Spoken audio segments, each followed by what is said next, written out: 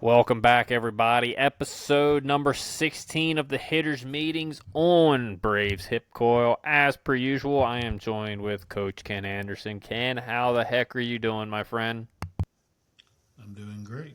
We just won 2 out of 3 from the Reds, a 4-2 road trip, and I get a day off tomorrow, so feel really good. Nope, you can't complain about 4-2. Feeling pretty good. I really wish we would have pulled Game 3 out, but you can't win them all the time. So I will definitely take 2 out of 3. But we got a little pick to click review, Ken. Let's review on those picks to click. I think we did pretty well. Mr. Matt Olson was 3 for 13. He had one homer, one RBI. A little down series from Matty, but he hit the ball hard. He just didn't have much to show for it, unfortunately, in this series.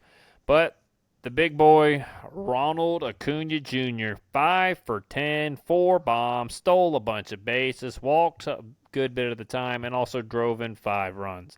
He was all over the place this series, Ken. Ronnie was the MVP of the series, and especially from the offensive standpoint.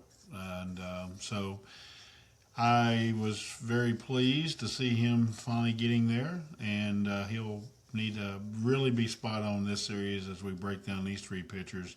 This will be a little bit different ride for Ronnie going through this series than it was in Cincinnati. Yeah, we're gonna really see how locked in Ronald was in Cincinnati. Look, nothing against Ronald. You still got to put bat on ball, but those guys in Cincinnati weren't really top tier pitching in Major League Baseball, and that's no disrespect to them. It's just I even said it on the hip call. I would be very surprised if we didn't, go to the ballpark and play home run derby a few times in that series, and the Braves did.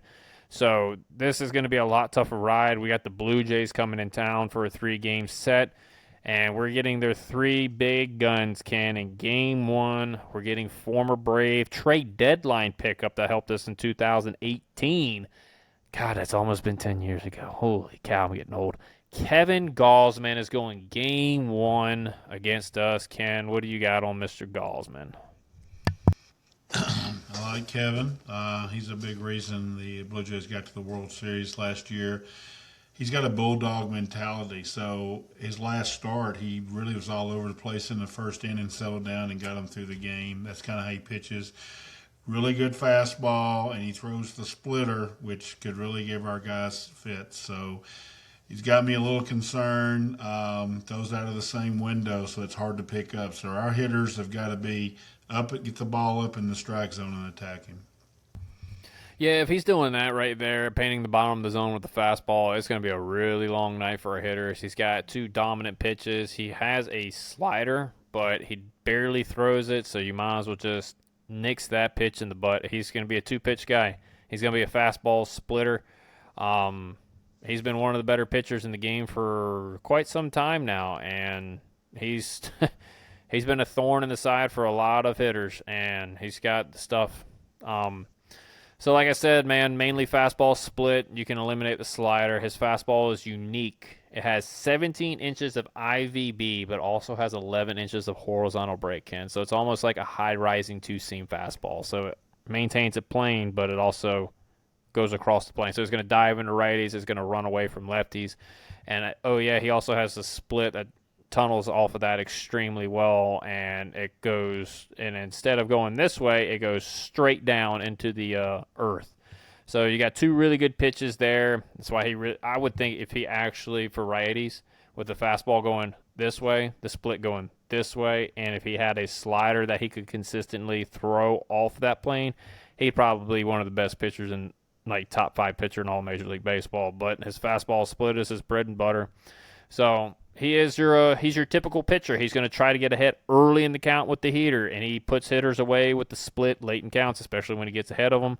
Also, he is a lot more fastball heavy in hitter count, so when you get ahead 2-1, 3-1, 2-0, he's going to come at you with the fastball to try to get back in the count.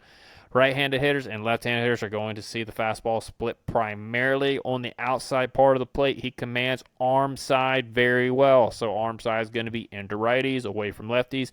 Not so much glove side, which is into lefties, away from righties, but he will keep the left-handed hitters honest on the inside part of the plate to keep them off the stuff running away. That doesn't mean he will not go away from right-handed hitters. I'm saying he likes to pound the ball inside of right-handers. He just controls that part of the plate a whole lot better. So for me personally, I'm hunting the fastball early in the count, belt high to high thigh, laying off anything below the zone or anything starting in the low part of the zone, which is because that's still going to maintain the fastball split window. If you got to keep the ball up. If you're going to start chasing stuff at the bottom part of the zone, he's going to eat you up with a splitter all day long. Even if it's a strike down there and it's a fastball, you're going to have to make him paint the bottom part of the zone before you even think about expanding. So with 2 strikes, I would maintain the same window where you want to find the ball. You want it up. If you expand low, again, it's going to be a really long day against this guy. So honestly, make him paint the bottom part of the zone, and if he does, you tip your cap and you go back to the dugout and you wait for your next at-bat where he hopefully makes a mistake up in the zone. Right-handed hitters, you want the pitch to start belt high to high thigh, starting off of the plate to the outer third, because remember, his fastball has 11 inches of horizontal break, so it's going to run back into you. Anything that starts middle will run too far in on your hands. You want to really focus on driving the ball right center field, and if he leaves one out over the plate, then we can have a party out front and get the barrel out there and pull the ball. Left-handed hitters, you want the ball to start belt high to high thigh and in off of the plate to you towards the inner part of the plate. Again, early in the count, hunt the heater, so try to meet the ball out front and have a party out front. 2 strikes, you're going to need to battle, and you're going to need to work on staying more up the middle and the other way because of the split finger. But early in the count, remember, he likes to throw the fastball early in counts to get ahead, split when you get behind the count. So, Kim, that is what I got on Mr. Kevin Gausman. Yeah, it's a good report, and like I said, to get the ball up. Now, one interesting thing is Ozzie and Michael hit the ball very well right below the zone. So, it's going to be interesting. It's going to be a battle of strengths there, so we'll see who wins that battle between Michael, Ozzie, and Kevin. Now, keep in mind, guys, these are for guys who really need to maintain their strike zone in the zone. Those are 2 of the hitters that can't go outside of the zone. But Ozzie, for God's sakes, if you have one more game where you have you've seen 5 total pitches the whole game, and you go 1 for 4, man, you're going to have a talk. I'm going to pull you in, and I'm going to say, no, I'm going to take the bat out of your hands. You're just going to work the count because that's absolutely ridiculous. Early in the count, please get the ball up in the strike zone. 2 strikes, do what you want, all right? All right, game 2, can we have a gentleman that me and you were kind of hoping that the Atlanta Braves would go out and strike and get? Patrick Corbin, the longtime National, is going for game 2 against the Blue Jays. What you got on old Patrick? I appreciate Patrick vindicating me. I thought he threw the ball really well in Texas last year down the stretch. He's thrown the ball very well for them. He's got a 3.60 ERA. He's been solid in all 10 of his outings. The one thing about Patrick, though, he still has a high whip, 1.36, so he does put people on base. The key to beating him is us have some movement. And let's hit the ball, middle backside. He wants to work arm side a lot anyhow. So our right-handed hitter should try to hit the ball middle backside the whole day. And the way we run the bases, we should be able to score on him. But if we don't sell out middle backside, he'll be a long day against Mr. Corbin Wednesday. He's your old crafty lefty now that he's a little bit older in his career, but he's been very effective this year. So tip of the hat to Patrick for really riding the ship because he was bad for a few years there in Washington after the World Series. But all right, let's go look at his pitch mix. He's got a sinker, he's got a cutter, a slider, a changeup, a curveball, and a four-seam fastball. I'm pretty sure 2 of those pitches he barely uses was the curveball and fastball. So there really are no tendencies in counts. He is going to use all of his pitches in any count, he locates the ball pretty well. The only tendencies he has is location. Right-handed hitters will be pitched away even with the slider. Now, he will go in with the cutter to keep them honest, but again, primarily it's going to be away, away, away. Right-handed hitters are going to see the kitchen sink. Lefties are going to see sinker and slider. That is it. Every once in a while, you might get a curveball or four-seamer, but it's going to be sinker, slider to those guys probably 85% of the time. So for right-handed hitters, hunt the sinker and changeup window. You want the ball to start in off of the plate to the middle of the plate and belly button high to high thigh. The only cutters and sliders I want you to even entertain at are going to be the ones that start above the zone and off of the plate away, because that is going to break back down over the middle of the plate, and that's when you can have a lot of fun. You want to stay gap to gap on Corbin, so you want to think big part of the field. You don't want to get too pull happy. You don't want to think too much the other way. You want to stay right there, dead smack in the middle, because he is going to throw stuff out over the plate. He has a high whip. He doesn't walk a lot of people, but he's going to give up base hits because he does throw pitches in the middle part of the plate. My big key for Patrick, be patient. You're going to get something to hit. You just can't miss it. So be patient and get that pitch and do not miss it. Left-handed hitters, you're going to hunt the sinker. I think that's the easiest approach. Main reason why is because the slider has to start at you and above the zone for it to be one that you want to even entertain swinging at. With 2 strikes, if the absolute most I would expand your zone is for it to start on the inside corner and at the top of the zone. That way it breaks down and away towards the outside corner. The sinker, you want it to start away off of the plate to the middle part of the plate and belt high to high thigh. So again, if you see the ball start on the outside corner and it breaks away, just take it. It's going to be the slider. Just take it. You want the ball that starts off, runs back on, and that's the one that you want to drive really hard the other way. So for left-handed hitters, I would be heavy thinking left center field with this one, because you're going to have the ball coming back into you. You want to drive it back up the middle the other way. Both hitters, do not expand your zones low, as he can induce weak contact with all of his pitches. It's not just one, it's every single one of them. You can keep him in the zone. If you keep him in the zone, you're going to have a lot of success. He gives up a lot of contact, and he's going to throw you something you can handle and do damage on. So be patient and execute your game plan. Ken, that's what I got on Mr. Corbin. Really good report, and time for right-handed hitters to vindicate themselves. They've had a lot of tough lefties, but most of the lefties we have faced have been really throwing gas. He does not do that. So vindicate yourself, and let's hit this guy. He's going to give you a changeup. You're going to work away, like you said, work the middle of the field and just get some base hits. And again, run the bases on this Blue Jays outfield and try to take the extra base, and hopefully we'll put some runs on the board. And hopefully Grant has a good game. Another thing I do like about this is we just faced Lodolo. Not the exact same pitcher. He's got a little bit more velocity, but he does have the sinker, he does have the changeup, and he does have the curveball. That kind of was more like a slider. So again, very similar pitch mixes. They did have pretty decent at-bats against him, so we'll see if they can execute on Patrick Corbin a little bit better. But Ken, in Game 3, we're getting the young stud that absolutely tore through the postseason last year for them. Trey Yasevich is pitching Game 3 and might be one of the most talented young starting pitchers in the game. Yeah, he has better IVB than Gossman, so he's really nasty. Kind of the same pitch mix, but he has a good slider. That's the difference. He does throw a really good slider. He's going to be a hard ride, and you know, for me, I don't know what you're going to say here, but for me, I'm actually going to try to set not as much on the fastball with him, but more on his secondary pitches, and try to drive him right back at him.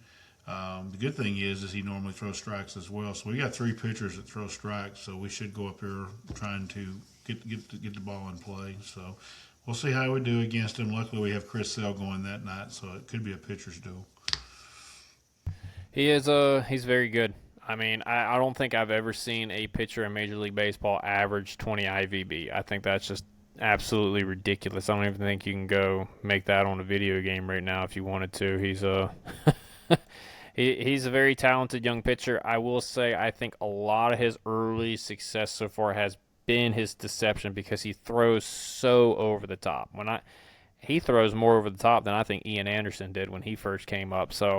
And Ian had a really good fastball changeup combination, if y'all remember, early on, but then they quickly figured him out. And I think the same thing is bound to happen to this young lad unless he expands his arsenal.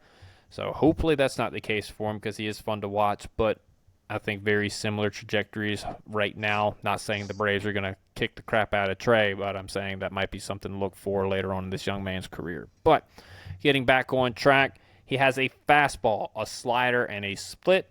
Just like we mentioned, 20-inch IVB on the fastball. Right-handed hitters are going to see 80% fastball and sliders. The other 20% will be the split. So if I'm a right-handed hitter, I'm eliminating the split until I get to 2 strikes. I'm not even worried about it. Lefties, you're going to see 90% split in fastball. So you might as well. You already know the tunnel that you're going to be hunting right there. So righties, you're going to hunt the fastball slider window. You want the ball to start belt high to mid thigh and inner third to the outer third. You really need to keep your sights on up the middle, in the middle of the field, and not get too pull happy or oppo happy. You really need to think middle, big part of the field, because again, you got to get on top of the fastball, but you also got to keep it in the window where that split's not going to bottom out of the zone. So please do not expand your window below the high thigh. Make him paint the bottom of that zone before you expand down there, because if you go expanding down there, it's going to be a long night again. Again, very similar pitcher to Kevin Gausman, but he has the one pitch that I think could change Gausman to being even more elite. Left-handed hitters are going to hunt the fastball split window. You want the ball to start belt high to high thigh from inner third to outer third of the plate. You're going to have to sit middle backside unless you get a mistake in the middle part of the plate. Then you can get out front of it and pull it. But again, he's going to tunnel the fastball and split. Make sure it stays in the upper part of the strike zone and the middle part of the plate. You don't want to get too far on the corners, because you're probably going to get jammed, because he does have that high riding on the fastball, and you don't want to roll over it just in case it's a changeup on the outside corner, especially early in the count. And do not chase low. I cannot emphasize that enough. Do not expand your windows. Ken, that's what I got on this young lad. Yeah, we're going to find out how hot Ronnie and Michael are, because this is a guy that Ronnie may struggle against. So if he hits him, we're in a good thing. And Michael is red hot, and he's the guy that can kind of go get the ball at the bottom of the zone. So it'll be interesting. I'm interested to watch the top 2 guys in our lineup against this young kid. I think this could be a very good series for Michael, especially with how he handles the low pitch. But I think if he does get too out of the zone, swing happy, it's going to be a long series for him. So I think if he has the same exact approach as he did in Cincinnati, he's going to have a very fun series. But with that being said, we're moving on to the bullpen. And Ken, they are loaded in that bullpen. This guy that we're going to talk about probably needs to be their closer over the guy who is their closer right now, because he's just stupid good. Luis Barland. Ken, that is the right-hander that I chose out of the pen. What you got on him? This is a tough ride. He throws gas, throws real hard, and to me, he's patented the knuckle curve, and I cannot remember the Dodgers pitcher at relief for years had the exact same arsenal, and it's really unhittable. Not saying we can hit him, but let's just face it, it's going to be tough because it's nasty. Because, I mean, how do you do that? It's coming out of the same window, and it's either going to be 100 up here or this knuckle curve down here. And he has 18 to 20 miles difference sometimes in the pitches. He's very difficult, and I'm interested to see what you got to say on him. Well, let me tell you, this was not a peach game plan against. This dude is probably one of the filthier relievers that we have come across so far this year. I think probably up there with Jaden Hill game planning, even though I did a pretty good job on him, but Jaden was really good. So let's go over the pitch mix. He has an elite fastball that averages 98 miles an hour that can't touch 100. He also has a 97-mile-an-hour sinker. He only throws that 4% of the time, so I really wouldn't even concern that. His off-speed repertoire consists of the knuckle curve, the slider, which both of those are disgusting. And, oh, yeah, just to add it on top of his elite stuff, he has a great changeup to go along with that. So right-handed hitters are going to see the breaking stuff. They're going to see the knuckle curve, the slider on top of the 100-mile-an-hour fastball, and he's going to try to pound the outside part of the plate. Left-handed hitters, you're going to see fastball changeup with a knuckle curve in there every once in a while to keep you honest. The tendencies. I did pick up some tendencies, so here we go. Right-handed hitters, he tends to throw the slider behind in the count. So 2-0, 2-1. He is throwing that pitch at 70% of the clip. And 70% of the clip is first pitch sliders and knuckle curves in 0-0 counts. So he is going heavy breaking ball in 0-0 counts And the slider really tends to show up 2-0, 2-1 because his primary out pitch is going to be the knuckle curve. And he also tries to get back in the count with the fastball, so he'll flip the slider in there just to get ahead in the count because guess what? You're not looking for it. So if you get in those counts, you might want to sit slider. All right, left-handed hitters, when you're ahead in the count, 2-0, 2-1, 3-0, 3-1, he is very heavy with the fastball usage there, so you can sit dead red. Matt Olson, Michael Harris, Ozzie Albies, sit dead red in heater counts. This is the one time you actually might get a fastball in the hitter's count, so be ready for it because it's going to come in hot. Right-handed hitters, your approach, you're going to sit first pitch breaking ball. When you get a piece of information that says, hey, 70% of his first pitches are going to be breaking balls, you better be sitting on the breaking ball first pitch. After that, we're going to hunt the fastball breaking ball window. You're going to want the ball to start at the belt to mid-thigh, and you want it on the inner third to the outer third of the plate. The only off speed that you want to swing at is the one that starts at you and above the zone. Anything that starts middle away and starts to break away, take it, because it's going to be a ball, and for him, you're really going to have to sit middle to right center field. It's going to be tough to get on top of the fastball. We already know that. It's 98 to 100, but your best chance to get to do any sort of damage is going to be able to hit that fastball in that window up there, because if you start looking down below, he's going to eat you up with the slider and the knuckle curve all day long. Lefties, you're going to hunt the fastball and changeup window. You want the ball to start at the belt to the high thigh, inner third to outer third part of the plate. The only curveball that you should be swinging at is the one that pops out of the hand. Again, starts outside of the strike zone, and it's going to fall back into the middle of the plate. If it starts on the plate and in the zone and it breaks towards you, spit on it. You want to think left center field. So, again, if you hunt the fastball changeup window, that's keeping your eyes set on up and out over the plate. Guess where the breaking ball is going to come out at that you want to hit? It's going to come right out of the same window. It's just going to pop out of his hand. Otherwise, if it starts breaking into you and it starts in the zone, just take it because it's probably not going to be a strike. And you got to hunt the fastball changeup on the outside part of the plate. So, Ken, that is what I got on Mr. Varlin. He had some quirks in there. He has some tendencies. What you think? I like that, and I think that having the day off, hopefully Harris will pick up on some of that. That's kind of nice to know. I do like Don Smith in this matchup, and I wish Drake was here because would like Drake in this matchup. But we get one of the two, so again, it'll be a tough ride. So hopefully we'll be ahead when he comes in. I think our lefties are going to do fine, but this is going to be a really tough ride for Ronald, for Riley, for all the righties in the lineup. That's going to be a tough ride to see 100 miles an hour coming at you at the top of the zone. And the one pitch that is everybody's kryptonite, the knuckle curve, he's going to drop that in there as well. So it's a tough ride.